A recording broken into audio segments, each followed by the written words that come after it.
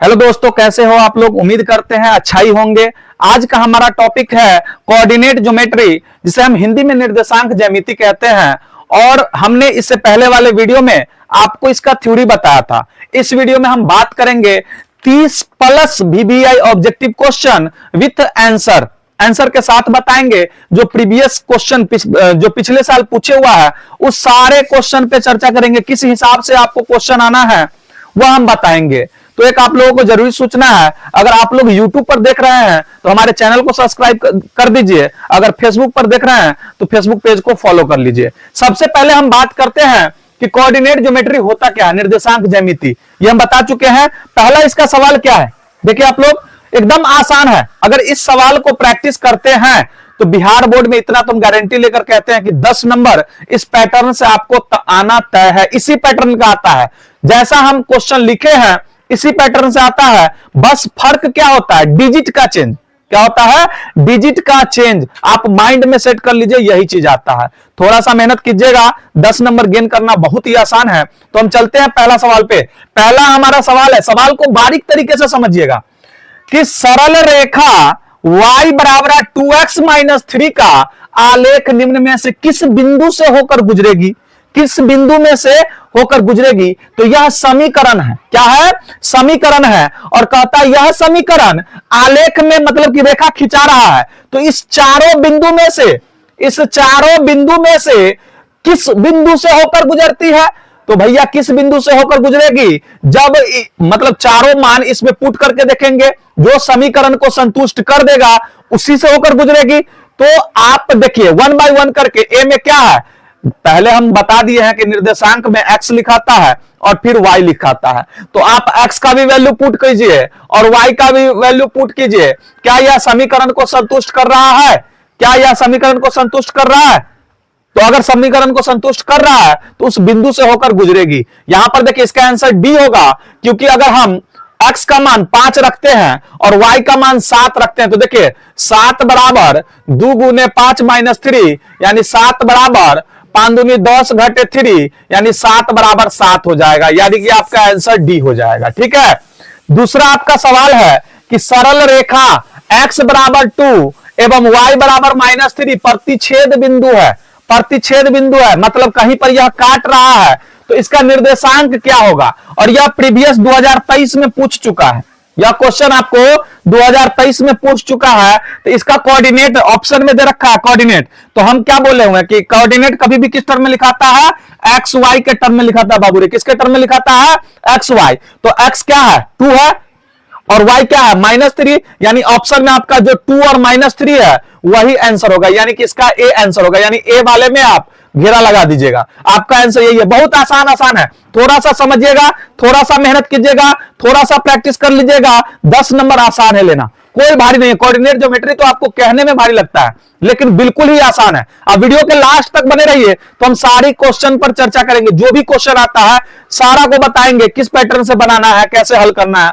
कहता है यदि बिंदु 4a रेखा 2x माइनस 3y पर 5 पर स्थित हो तो a का मान निकालिए। कहने का इसको ठेठी लैंग्वेज में है कि भैया x के मान 4 है और y के मान a है। इस समीकरण में पुट कीजिए और a का मान निकालिए। इस समीकरण में पुट कीजिए और a का मान निकालिए। तो देखिए समीकरण 2x, तो 2x का मान 4 है तो 4 माइनस 3 इंटू y का मान क्या है, a बराबर 5। 4 दूनी 8 माइनस 3a बराबर 5। हमें तो a का मान ज्ञात करना है। समीकरण हल करना आपको हम सिखाए थे। इस 8 को उधर भेजेंगे। यह क्या है, प्लस में, तो उधर जाके क्या होगा, माइनस में। तो -3a बराबर 5 माइनस 8 -3a बराबर -3। माइनस से माइनस आपका कट गया। हमें तो a का मान निकालना है। इस 3 को उधर भेजिएगा तो आपका जवाब क्या हो जाएगा, a बराबर 3/3 काट दीजिएगा तो 1। यानी कि आपका जवाब 1 होगा। आंसर क्या होगा, 1। यह आपको 2023 में पूछ चुका है। जो आपके ऑप्शन में 1 होगा उसमें आप टिक मार दीजिएगा। नेक्स्ट आपका सवाल है कि बिंदु -2 + 5, कोई चिन्ह नहीं है तो क्या है, +5 किस चतुर्थांश में स्थित है। किस चतुर्थांश। जब हम कल के वीडियो में बताए थे, आपको डिस्क्रिप्शन में इसका लिंक डाल देंगे ताकि उस वीडियो को अच्छी तरीके से देख लीजिएगा। हम आपको ग्राफ बता दिए थे कि प्रथम पाद, द्वितीय पाद, तृतीय पाद, चतुर्थ पाद, उसका चिन्ह क्या होता है, या इसको हम पाद को हम चतुर्थांश भी बोलते हैं। प्रथम चतुर्थांश, द्वितीय चतुर्थांश, तृतीय चतुर्थांश, चतुर्थ चतुर्थांश। तो हम बताए हुए हैं कि प्रथम में बउआ रे प्लस प्लस होता है, द्वितीय में माइनस प्लस होता है क्योंकि x माइनस में चला जाता है, y प्लस में होता है। तृतीय का चिन्ह माइनस माइनस होता है, चतुर्थ का चिन्ह क्या हो जाता है, प्लस माइनस हो जाता है। तो देखिए इसमें चिन्ह क्या है, माइनस प्लस, माइनस प्लस। हमें अंक से कोई मतलब नहीं है, अंक से यहां पर आपको सवाल इस पैटर्न का देगा, हमें सिर्फ मतलब है अगर पाद और चतुर्थांश की बात होगी तो हमें उसके चिन्ह से मतलब है। हम इसके चिन्ह को देखेंगे, क्या चिन्ह है, माइनस प्लस। क्या है, माइनस प्लस, यानी कि यह माइनस प्लस आपको द्वितीय चतुर्थांश में होगा। किसमें होगा, द्वितीय चतुर्थांश। यानी कि आपका जवाब क्या हो जाएगा, द्वितीय चतुर्थांश। जिसमें आपको द्वितीय लिखा होगा उस ऑप्शन में टिक मारिएगा, यानी कि उसमें गोल घेरा लगाइएगा। ठीक है, नेक्स्ट सवाल पर हम चलते हैं। कहता है कि y अक्ष पर सभी बिंदुओं का भुज क्या होता है। देखिए भुज का मतलब हम समझा दिए हुए हैं कि x को हम कहते हैं भुज। बाबू रे x को क्या कहते हैं, भुज, और y को कहते हैं कोटि। और जब हम कल के वीडियो में पढ़ाए थे, आपको यह भी बता दिए थे कि भैया अगर कोई बिंदु x एक्सिस पर हो तो वहां पर y 0 होता है, अगर y एक्सिस पर हो तो x 0 होता है। इट मींस भुज 0 होगा। तो इसका आंसर जहां 0 होगा उसमें टिक मार दीजिएगा, यानी भुज 0 होगा, यही आंसर होगा। यह आपको 2022 में पूछा हुआ है, थोड़ा सा दिमाग का प्रयोग कीजिएगा। हम बता दिए हैं जब कोई भी बिंदु किसी भी अक्ष पर रहता है, जब कोई भी बिंदु किसी भी अक्ष पर रहता है तो भैया उसके विपरीत वाले अक्ष 0 होता है। यानी यह कहता है कि y अक्ष पर है तो भुज क्या, x क्या होगा, 0। अगर x अक्ष पर है तो कोटि क्या होगा, 0।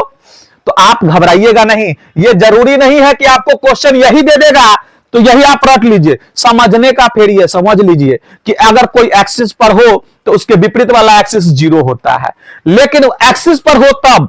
ठीक है, नेक्स्ट सवाल आपका कहता है कि x अक्ष पर स्थित किसी बिंदु का निर्देशांक का रूप लिखिए। x एक्सिस पर स्थित, यानी कि यह x पर स्थित है तो इसका निर्देशांक क्या होगा बाबू रे, आपको अभी तक हम बताए हैं कि x पर होगा तो y 0 होगा, यानी इसमें y 0 और x पर है तो x, यानी इसका निर्देशांक क्या हो जाएगा बाबू रे, x 0। घबराने की बात नहीं है, एकदम सोच कर बनाइए। क्या कहता है कि x अक्ष पर स्थित किसी बिंदु का निर्देशांक का रूप लिखिए, तो x का मान किसी बिंदु पर, तो x का मान कुछ भी हो सकता है लेकिन वहां पर y 0 होगा, यानी इसका निर्देशांक कोऑर्डिनेट क्या हो जाएगा, x 0। हमने x और y का फॉर्म में लिखा है, यहां पर y न लगकर 0 इसलिए लिखे हैं क्योंकि x अक्ष पे है, एक्सिस पे है। नेक्स्ट सवाल हम चलते हैं। देखिए रेखा y बराबर 4 का आलेख निम्न में से किस बिंदु पर है। आपको 3 बिंदु दिया हुआ है, इसमें कहता है y बराबर 4 का आलेख कौन है। यानी कि आप तीनों कोऑर्डिनेट को देखो और जिसमें y का मान 4 होगा, कंफ्यूज कर रहा है, इसमें 4 दे दिया, तुम भग से मार दोगे। अरे सोच समझ के जवाब दो, 15 मिनट टाइम मिलता है ना, पढ़ लो और फिर जवाब दो। यहां पर क्या कहता है, y 4 होना चाहिए, हमें बाकी सभी मतलब नहीं है। लेकिन इसमें देखिए, इसमें x 4 है, लेकिन बाबू रे इसमें y 4 है, यानी कि यही बिंदु आपका B आंसर होगा। आप किसमें टिक मारिएगा, B। देखिए है एकदम हल्का, लेकिन आपको कंफ्यूज कर रहा है, आपको सिमिलरिटीज मिल रही है, आप कंफ्यूज हो गए। ठीक है ना, लेकिन ध्यान दीजिए जब y की बात कर रहा है ना तो यह 4 y के टर्म में ही लिखाएगा, x के टर्म में नहीं लिखाएगा। यह 4 2 दे दिया, 4 0 दे दिया, यह कंफ्यूजन आपको पैदा करने के लिए दे दिया है। लेकिन जब y 4 कह रहा है यानी y का मान 4 होना चाहिए, यानी कि आपका सही जवाब क्या होगा बाबू रे, B। आप लोग B में टिक मारिएगा। नेक्स्ट आपका सवाल कहता है कि x अक्ष पर किसी बिंदु y का नियामक क्या होता है। हम बता दिए हैं कि जब x अक्ष पर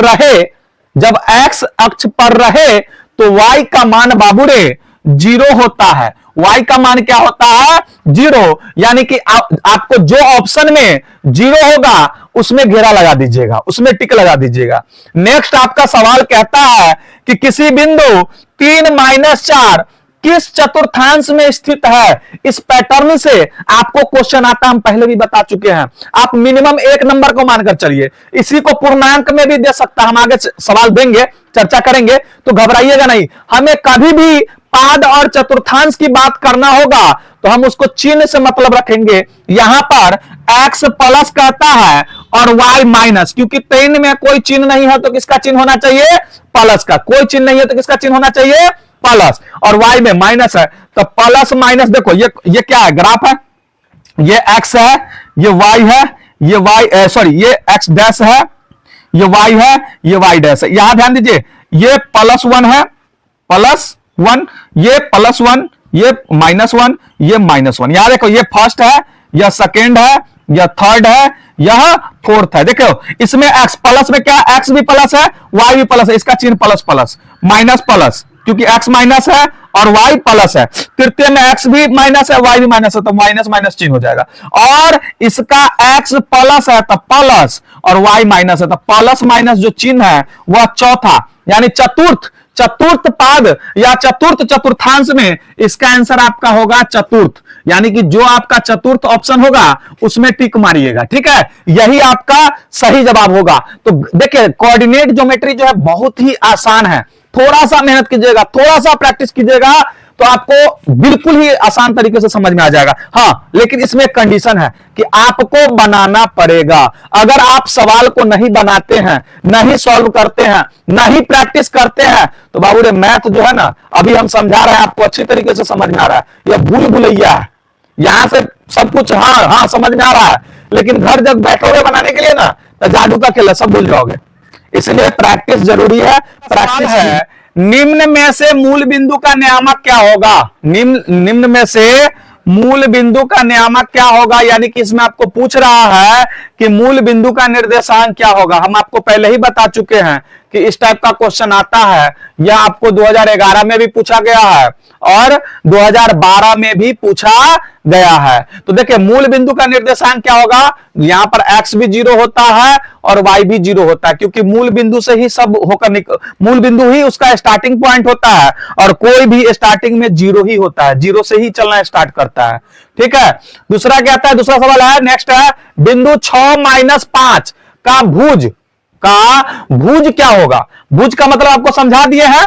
भुज का मतलब क्या होता है कि x का मान, x को हम भुज कहते हैं और पहले x वाला टर्म लिखाता है, यानी कि भुज बराबर आपका आंसर हो जाएगा। भुज बराबर क्या होगा, 6, यानी कि ऑप्शन में आपको जो 6 होगा उस पर आप टिक मार दीजिएगा। ठीक है, नेक्स्ट आपका सवाल है, बिंदु 4.5 और 6.5 किस पाद में स्थित है। दशमलव देखकर आप लोग घबराइए नहीं, हम बार बार आपको कह दिए हैं, पाद या चतुर्थांश या क्वाड्रेंट की बात होती है तो उसमें हमें अंक से कोई मतलब नहीं हो, या तो वो दशमलव, पूर्णांक, जोन अंक देना है दे दे, हमको इससे चिन्ह से मतलब है। इसमें देखिए, x में भी कोई चिन्ह नहीं है तो प्लस का चिन्ह है, y में भी कोई चिन्ह नहीं है तो प्लस का चिन्ह है, यानी कि दोनों का प्लस प्लस हुआ।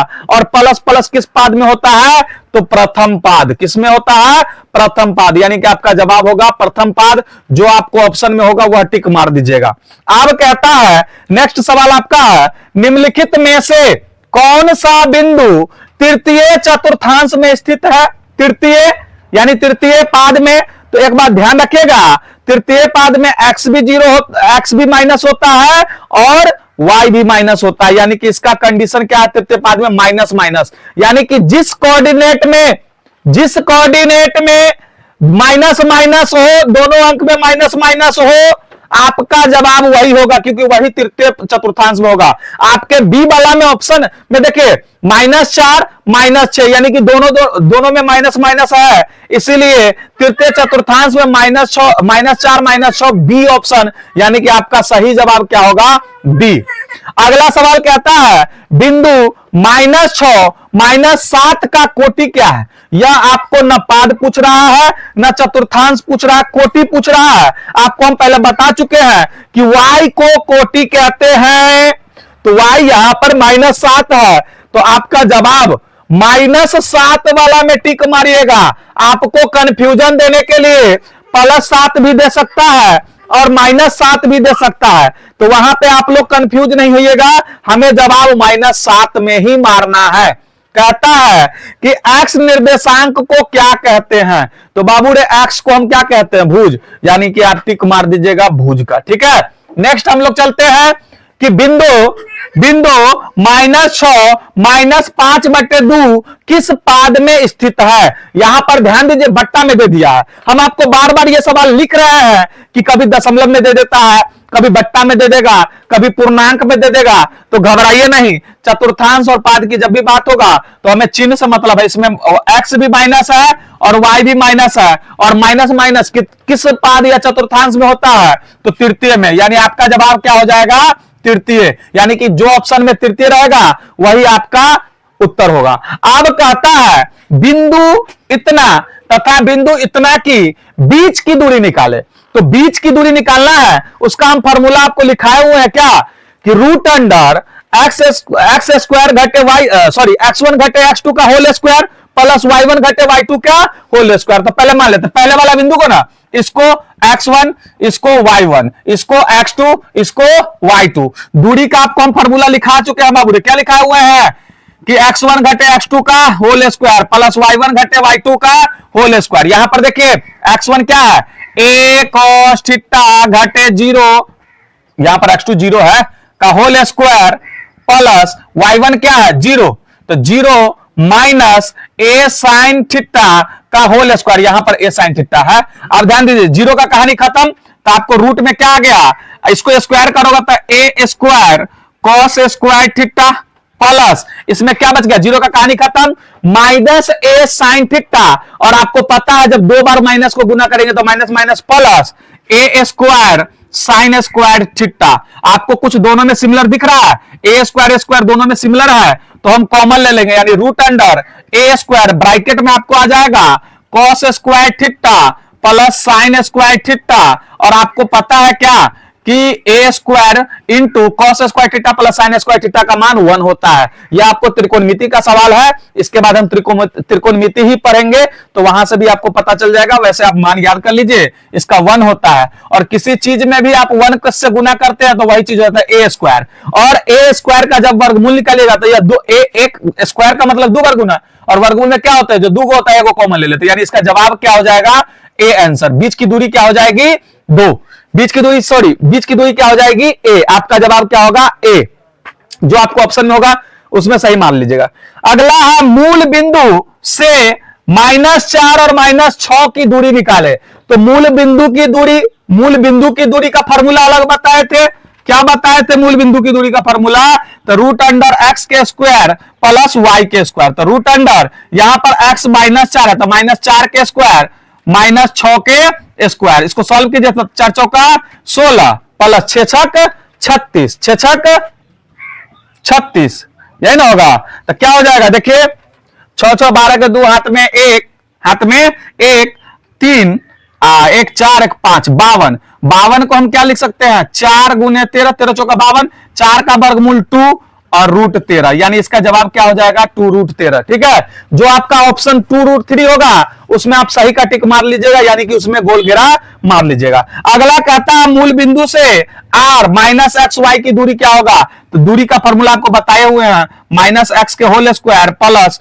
वाई का होल स्क्वायर, तो आपका जवाब हो जाएगा इसका X square plus Y square. जो आपका ऑप्शन में X square plus Y square होगा उसमें आप लोग टिक मार लीजिएगा। आपका सवाल है बिंदु P 5 7 और Q 8 11 की बीच की दूरी क्या होगी, बीच की दूरी क्या होगी, बीच की दूरी का हम बताए हुए फॉर्मूला, पहले हम x1 y1 मान लेते हैं और उसके बाद x2 y2 मान लेते हैं, क्या मान लेते हैं, x2 y2। जो पहला बिंदु है इसको हम x1 y1 और इसको x2 y2 मान लेते हैं, हमको PQ की दूरी निकालना है, तो PQ बराबर क्या होगा, रूट अंडर x1 घटे x2 का होल स्क्वायर प्लस y1 घटे y2 का होल स्क्वायर। इसी फॉर्मूला पर हम लोग पुट कर देंगे, x का मान क्या है 5 घटे 8, यही है x2 whole square plus y1 कितना है 7 घटे y2 कितना है 11 का होल स्क्वायर। तो रूट अंडर 5 में से 8 घटे 8 में से 5 घटाओ तो माइनस वाला ज्यादा है -3 का होल स्क्वायर प्लस 11 वाला माइनस वाला ज्यादा है 11 में से 7 गया तो -4 का होल स्क्वायर। यानी आपका जवाब हो जाएगा माइनस माइनस प्लस